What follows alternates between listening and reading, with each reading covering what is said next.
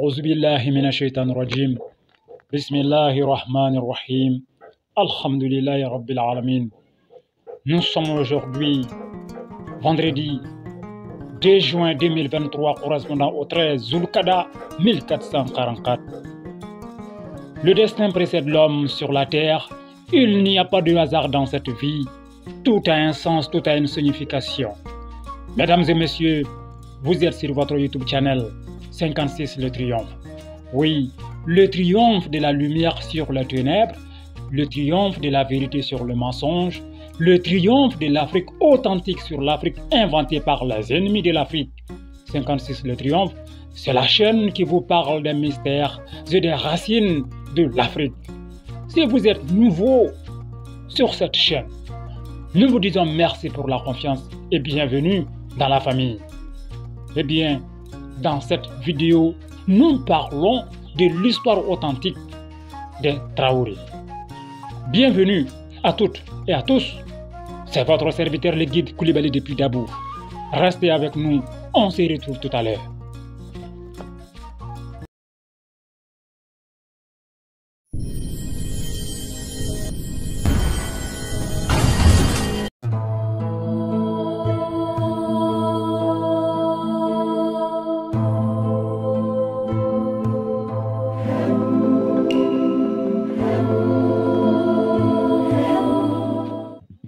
Partons à la découverte des Traoré.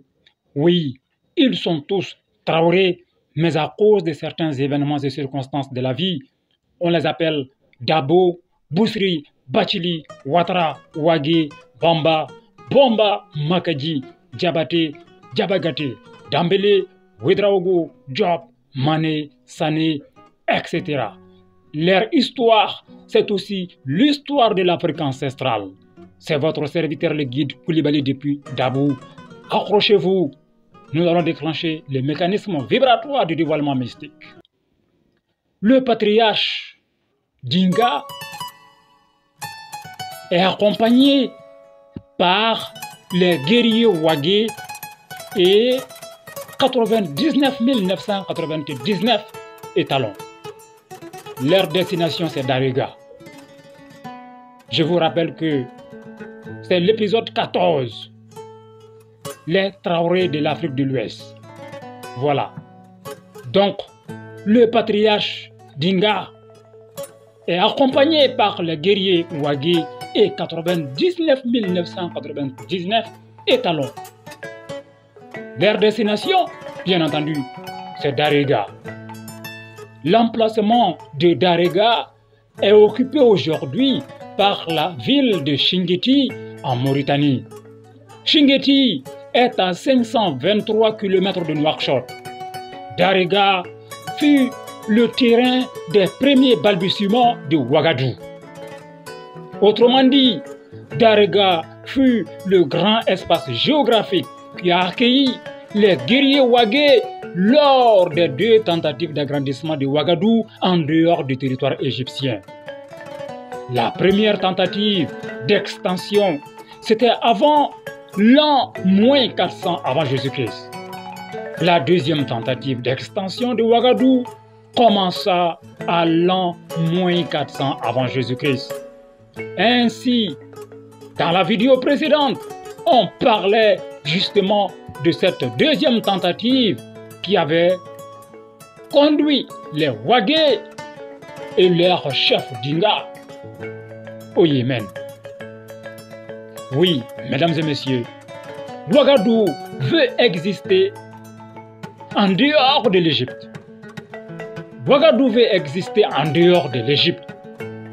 C'est exactement comme un enfant qui, après avoir grandi à la maison jusqu'à atteindre 17 ans, décide un jour de quitter la cour familiale pour tenter sa chance ailleurs. Donc, les Ouagué ne resteront pas au Yémen. Leur destination est Darega. C'est ainsi qu'ils quitteront le Yémen pour se rendre au Maroc. Du Maroc, ils vont se rendre à Darega, leur destination finale.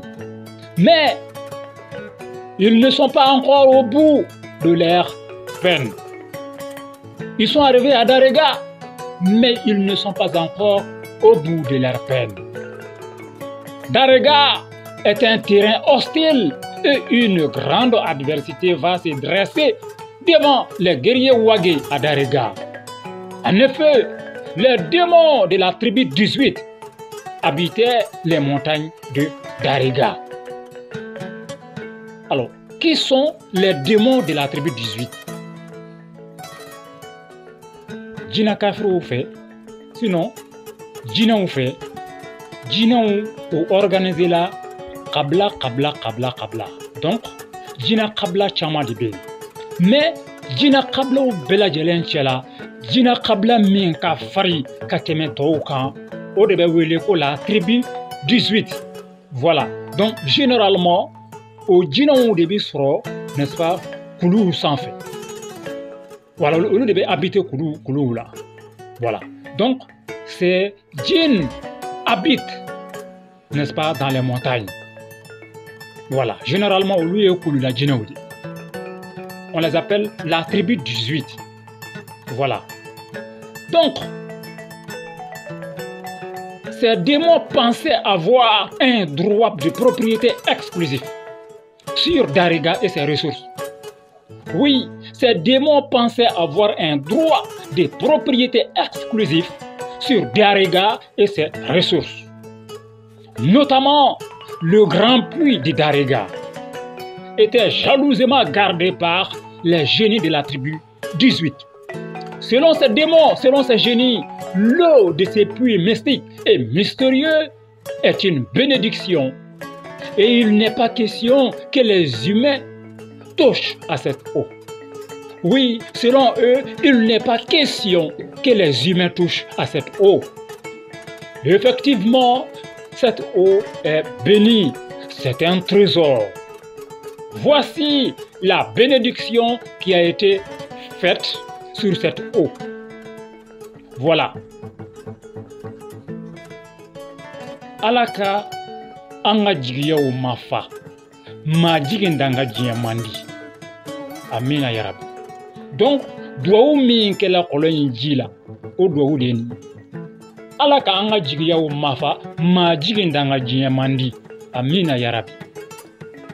Oui, que Dieu nous accorde pour l'éternité une source d'espoir infaillible. Amina ya Rabbi. Oui, la bénédiction est faite et la bénédiction est acceptée. L'esprit alimenté par le Verbe de Dieu s'est incrusté dans l'eau de ces puits. Ainsi, cette eau est devenue une clé, une garantie. Chaque jour à 14h00, cette clé ouvre les portes des 7 étages de la terre. Elle ouvre également les 7 portes des planètes Lune et Soleil. Les 7 étages de la terre correspondent à l'Afrique, c'est-à-dire la base de la création. L'Afrique en tant que le berceau de l'humanité, là où tout a commencé et là où tout reviendra, bon gré, mal gré un jour. La lune correspond à la source de l'argent dans Dalailul Khairat. Le soleil correspond à Isawakat, la source de l'argent dans le Coran. Mesdames et messieurs, vous êtes sur votre YouTube channel 56 Le Triomphe et c'est votre serviteur le guide Koulibaly depuis Dabou. Oui, mesdames et messieurs, l'eau du puits de Darega est une clé. Une clé qui correspond à 99 999 étalons. Je rappelle que l'étalon c'est le mâle, n'est-ce pas, du cheval. Donc c'est le garçon. Voilà, quand vous prenez les chevaux, voilà, chez les chevaux, le garçon est appelé l'étalon. L'eau du puits de Darega est une bénédiction agréée, une clé correspondant au chiffre 13. Oui, l'eau du puits de Darega est une bénédiction agréée, une clé correspondant au chiffre 13. 13 en tant que la 13e tribu d'Israël, c'est-à-dire Manamboa Aya et ses enfants. Mais cette eau est interdite aux humains par le démon de la tribu 18 à Darega. C'est la liberté et la dignité de tout un peuple qui sont menacés. Le cri est un témoignage, la parole est l'honneur d'un homme, c'est la dignité d'un homme, c'est la valeur d'un homme. Le patriarche des guerriers Wagé se trouve en face d'une opposition. Il doit défendre son peuple, il doit défendre son honneur en tant que chef de tribu et garant du bien-être de tout un peuple, donc de tout son peuple. Plutôt la mort que la honte devant les siens. C'est comme ça que les guerriers pensaient et agissaient dans l'Afrique ancestrale. On ne devenait pas chef qui veut. Il fallait prouver d'abord par tes exploits héroïques et ta conduite de tous les jours que tu es digne d'être chef. Mamandiga était un très grand chef mystique qui détenait le secret de l'invulnérabilité offert Negahaya. Voilà. Ndinga était un très grand chef mystique qui détenait le secret de l'invulnérabilité offert. Ndinga était un grand stratège militaire. Il avait le pouvoir de dominer sur les espaces et les esprits maléfiques. Oui, Ndinga avait le pouvoir de dominer sur les forces occultes. Fendre la terre et envoyer directement les démons dans les entrailles de la terre, Mamandiga avait ce secret. Oui, le patriarche Ndinga savait le faire. Mesdames et messieurs, concrètement, voici ce qui s'est passé à Darega. Ndinga demanda aux Wagé d'aller au puits pour faire boire les 99 999 chevaux. Quand les Wagé furent auprès du puits, ils trouvèrent là-bas une femme étrange qui puisait aussi de l'eau. Qui était cette femme étrange? Mesdames et messieurs, c'était une djinn. Elle s'appelait Nasira Sinawali. Elle a 111 bras. Elle a 111 jambes. Elle a 111 yeux. Et autour d'elle, il y a 111 canaris. Elle puise de l'eau pour remplir ses canaris. Elle est la servante de la reine-mère des djinns de la tribu 18 à Darega. Eh bien, les Wagé quittèrent les lieux et ils y retournèrent auprès de leur chef, c'est-à-dire le patriarche Mamandinga, pour lui apporter la nouvelle. Après avoir eu la nouvelle, Ndinga alla au puits. Arrivé sur les lieux, il salua Nasira Sinawali, mais elle refusa de répondre. Mamandinga demanda à Nasira Sinawali de faire boire ses 99 999 étalons. Nasira refusa. Mamandinga lui demanda pourquoi refusa-t-elle. Nasira Sinawali répond: Ndinga, je n'ai pas d'explication à te donner. J'ai dit que je ne le fais pas, donc inutile d'insister. Moi, Nasira Sinawali, je refuse. Mamandinga quitta son cheval. Il alla directement gifler Nasira Sinawali, la servante de la reine-mère, avec une violence sans commune mesure. Et Nasira se retrouva à terre comme un corps sans vie. Aussitôt, elle tomba. Aussitôt, elle cria de toutes ses forces, comme si la foudre était tombée sur sa tête. Elle cria si fort que l'écho de son cri déchira le monde qui l'entoure. Oui, son cri assourdissant traversa toutes les montagnes de Darega. Sa patronne, Fanou, qui l'attendait, ne put s'empêcher d'entendre son cri. Aussitôt, Fanou rentra dans tous ses états. Très furieuse, elle prit ses armes, elle se transforma en tourbillon violent, elle traversa les montagnes et les plaines. Partout où elle passait, le sol se déchirait comme s'il subissait un violent tremblement de terre. Oui, le sol se déchirait, les branches d'arbres tombaient par terre au milieu d'un grand nuage de poussière. Tel un éclair, en une fraction de seconde, elle arriva auprès de Nassira. Aussitôt, elle demanda à sa servante, Nassira Sinawali, Nassira, qu'y a-t-il? Qui t'a touché? Qui a osé lever la main sur toi? Nassira répliqua pour dire que c'est Maman Diga qui l'a frappé. La patronne de Nassira s'adressa alors à Maman Diga en ces termes: petit être humain insolent et imprudent, tu es arrogant et plein de glorioles. C'est la première et la dernière fois. Plus jamais encore tu ne lèveras la main sur l'un de mes sujets. Je vais te détruire, petit insolent. Aussitôt, elle cria de toutes ses forces. Oui, la reine-mère des djinns de la tribu 18 cria de toutes ses forces. Aussitôt, Ndinga, le patriarche des Wagé, perda l'usage de ses deux jambes. Oui, Ndinga perda la vue et devint sourd. Et comme par enchantement, la patriarche, disons la reine-mère des djinns de la tribu 18, disparut avec sa servante Nassira, ainsi que tous les 111 canaris remplis d'eau.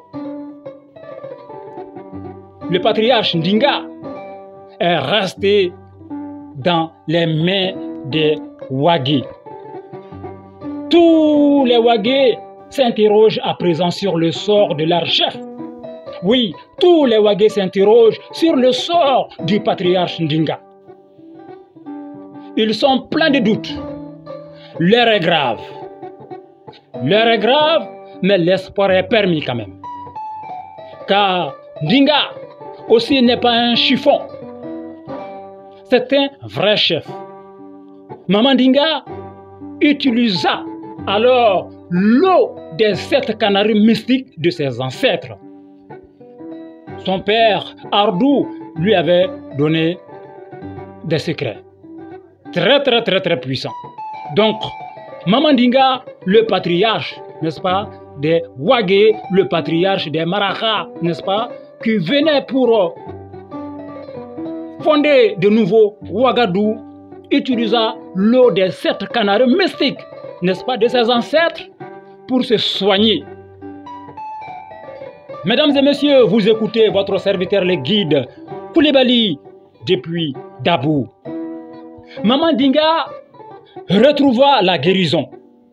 Oui, le patriarche des Wagé retrouva la guérison au grand plaisir de tous les Wagé. Maintenant, il est prêt et il va passer à l'action pour démontrer à tous les génies que Dieu a placé l'homme au-dessus de la création. Il va frapper fort et humilier la reine-mère des djinns de la tribu 18. Ndinga va l'anéantir avec ses pouvoirs mystiques. Et concrètement, que va-t-il faire pour se venger? Fin de cette vidéo, fin de l'épisode 14. Mesdames et messieurs, chers abonnés, chers followers, ce fut un plaisir pour moi de partager cet instant avec vous. Merci d'être constamment à l'écoute de nos messages. Merci de nous suivre. et on se retrouve dans une prochaine vidéo. Assalamu alaikum wa rahmatullahi wa barakatuh. C'était votre serviteur le guide Koulibaly depuis Dabou.